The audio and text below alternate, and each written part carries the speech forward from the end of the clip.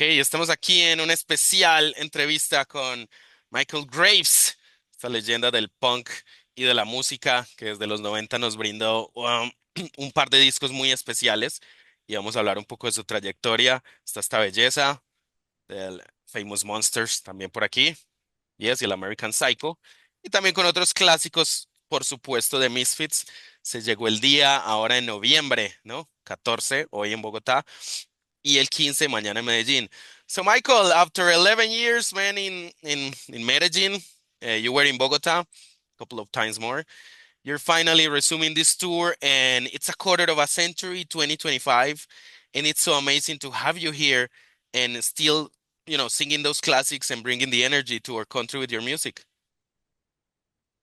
Yeah, it's once again, it's an honor to not only be here in this country, but it's also really it's an honor to be able to continue the legacy of the Misfits and play these songs and keep them relevant and bring the energy of the now to these to the songs. I know how important this music is to people. There's so many young fans coming out still. So it's really amazing. Goes to the longevity of these songs that we've created.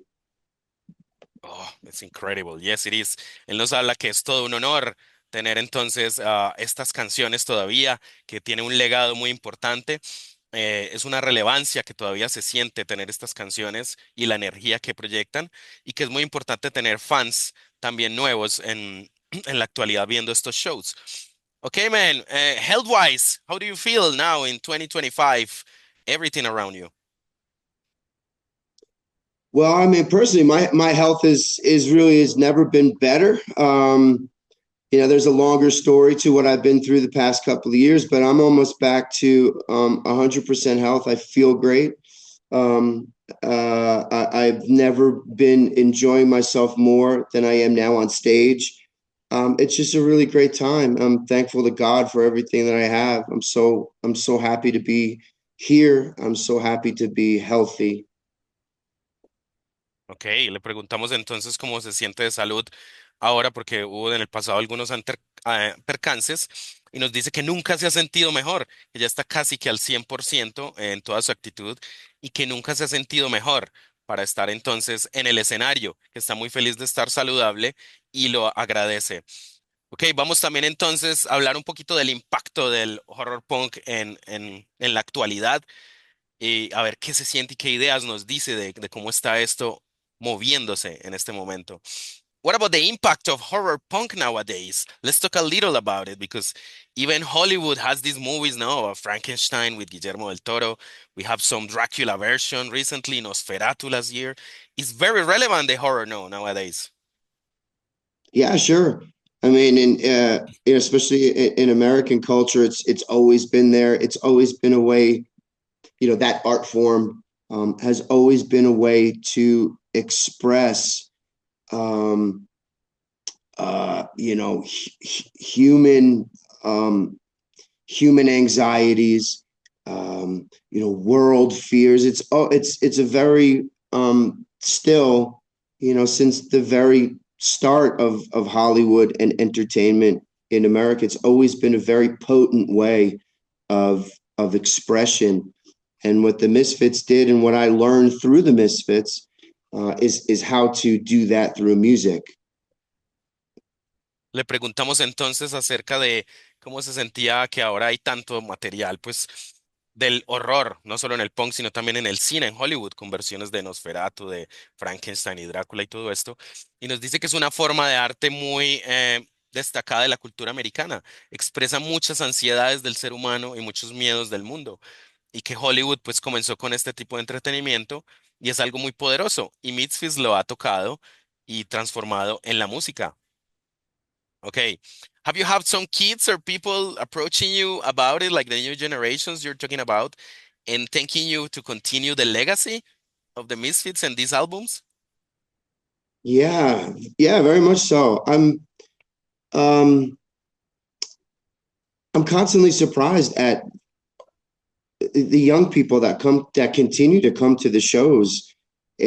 it's it's like these songs are like vampires, they never age. There's always youth. There's always youth. And it there's what's being expressed through this music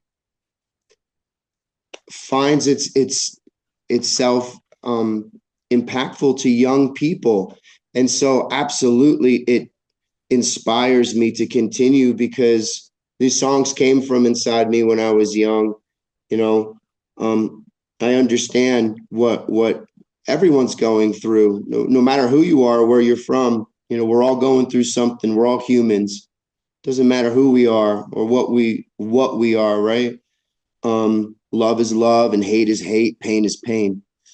And so by expressing through this music, I'm very inspired and motivated to continue. And there will be a new album in 2026. I just haven't announced the details yet of everything, but there will be a very, very exciting announcement coming real soon about new music. Wow, those are so great news, man.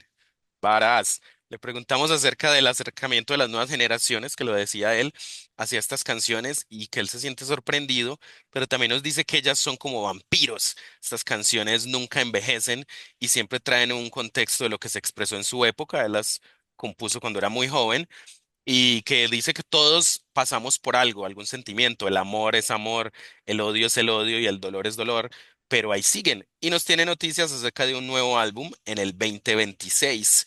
Right on. Because it's so amazing that these albums have anniversaries, no? 20, 25 years, 30. They're gonna be having more anniversaries to come. So having been, playing these songs and feeling them even when they're 20, 30 years, whatever, it's so ingrained in the people and the families passing them to the other generations. That's so cool, man.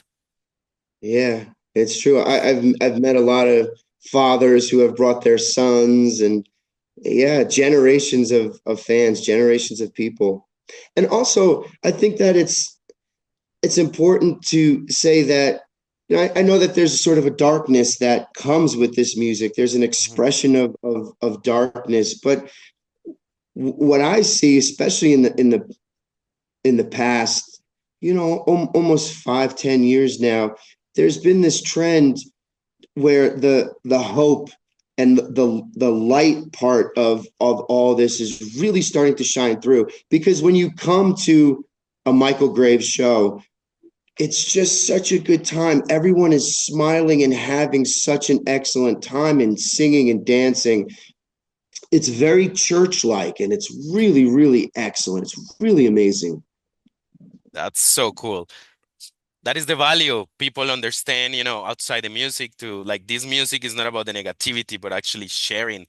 Nos dice entonces Michael que también ese contacto de sus padres con sus hijos, él sabe que la música tiene cierta oscuridad que viene con ella, pero hace 5 o 10 años él siente que hay como una tendencia de esperanza, de luz, de que la gente sonríe, canta y la pasa muy bien en los conciertos, casi como una experiencia de iglesia, en cierta forma.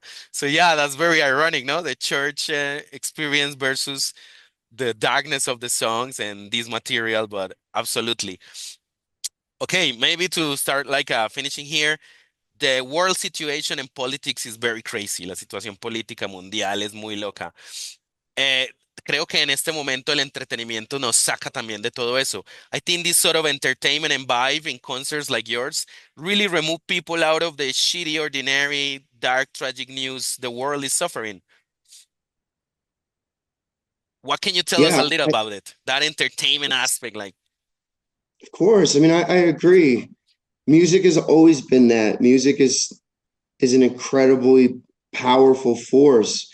It's a way for us to communicate with one another, even when we can't communicate with words. As you see now, you're taking my words and you're translating it into things that people can understand. But if I sat here and I sang you a song, we would need to translate. Everybody, anybody would be able to feel it. Um, Unfortunately, in politics and in that world of things, it's mostly there to divide us and to keep us fighting with one another, so that those powers that we rebel against in rock and roll and in music. Um, it can't control us. And and so again, it's a beautiful thing to be able to come to these different places in the world and experience so much joy with people, and through music create so much joy and happiness and healing and love through this music. um and I think that it's important also to remark on the things that are said about me, especially in my own country. The Mhm. things that are said about me being a racist and how I'm a white supremacist. But I go to all of these other places in the world where, again, I'm the only white person usually, and there's just love and acceptance. And um, so we just all need to continue to push back against that. And the best way to do that is exactly what we're doing, like what we're going to do tonight, what I'm going to do tonight. There will be a full room, there'll be thousands of people just singing and dancing and being with one another and having a great time. And that's healing. And that makes the world better. Exactly. You couldn't have said it better, man. Like, you really experience it on stage. Nos dice entonces Michael que la música tiene esta increíble fuerza y poder de sanación, ¿no? Que a pesar de que aquí estamos traduciendo, hablando en inglés y español, cuando alguien toca música no hay esas barreras y la música se siente. Le preguntábamos un poquito acerca de la política y toda esta situación. Y desafortunadamente el mundo de la política nos divide, nos mantiene en peleas y quieren controlarlos, en vez de que enfocarse, como lo hace la música de Michael Graves, en ese mensaje hermoso de que crea felicidad, disfrute y sanación. En su país, en Estados Unidos, se le critica mucho que hay gente que dice que es racista, que tiene supremacía blanca y todo esto, pero para nada, porque él viaja a estos países como el nuestro, donde a veces es la persona más blanca del concierto o a veces la única y Event es un sentimiento de aceptación y de amor, donde la gente baila, canta y danza, y es todo lo contrario de lo que dicen los medios. That's really true, man. Coming to Latin America and hanging with the people in these shows is really showing the opposite of those media comments and things. Just to finish, I'm in the learning, teaching, education, culture part. I teach English and Spanish. And I love mixing entertainment and learning. People learn a lot of vocabulary through your songs. And we are Yes, a country that is growing, becoming bilingual little by little. Technology helps and everything, but it's still a long way to go. But Misfits not only, and your songs, Michael, not only bring this joy, but also make people think. We acquire vocabulary, we learn about, entertainment, feelings, and everything. So you're leaving like a cultural footprint in our country too. So I want to say thank you for that. I love that. You're welcome, and thank you. It really is an honor to be a part of that. It really is. I can't tell you how much. It's hard for me to express how deeply it affects me, and what a huge part of my salvation is connected to things like that.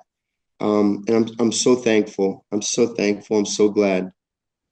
Ok, sí, le decíamos entonces a Michael que las letras también es un componente cultural muy importante. Aprender inglés, ser bilingüe, absorber todo esto, es una huella cultural que él también ha dejado a través de estas canciones. Nos dice que siente mucho honor acerca de eso, que no nos imaginamos que tan profundamente lo afecta, que es una gran parte de su salvación y de estar mejor. Y es muy agradecido. Okay, Michael, thank you for your time. We're gonna work fast to have this on the radio now and on social media. And best wishes for the show tonight in Bogota, and tomorrow in Medellin. You're welcome anytime. It's gonna be a blast of a weekend. Thank you. I'm so excited. I appreciate you. Okay, finally, can you say hello to the radio station, Radioactiva? Radioactiva. Hi, this is Michael Graves, and you're listening to Radio Activa. Right on. And the TV show is called Templo del Rock, Temple of Rock. All right. This is Michael Graves, and you're watching Temple of Rock. Right on. All right, man. Thank you very much. We're gonna work on it and have a blast tonight in Bogota. See you tomorrow. Thanks, man. I'll see you tomorrow.